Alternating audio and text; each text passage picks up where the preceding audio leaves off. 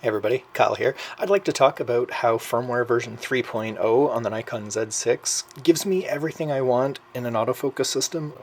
In the past, it's always been a struggle between the 3D tracking or the full auto that I feel takes too much control away from me, the user, and puts too much onto the camera. I like being able to have that control, so I've always been more of a focus and recompose shooter.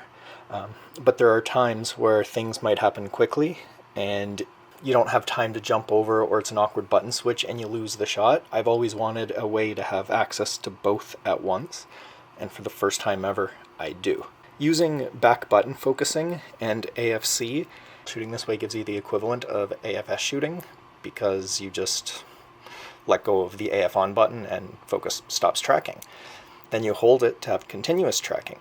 By allowing me to use FN1 to activate spot focus, I now have every shooting mode at my fingertips. Just by leaving the camera as it is and holding the AF on button, it's doing its own crazy smart tracking thing with face recognition and eye recognition and all that kind of stuff. So that's covered.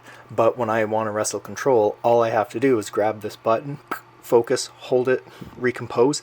It's actually better than I had before, because when you're shooting at a really shallow depth of field, like just that little motion like that can sometimes be enough to throw off the focus. You know, this method actually makes sure it stays in focus. This is probably the biggest upgrade I've seen in a device, like usability wise. Like, I almost feel like this upgrade going from version 2.0 to 3.0 is almost a more that almost feels like a bigger usability upgrade than going from my D600 to my Z6 Firmware 1.0 felt like.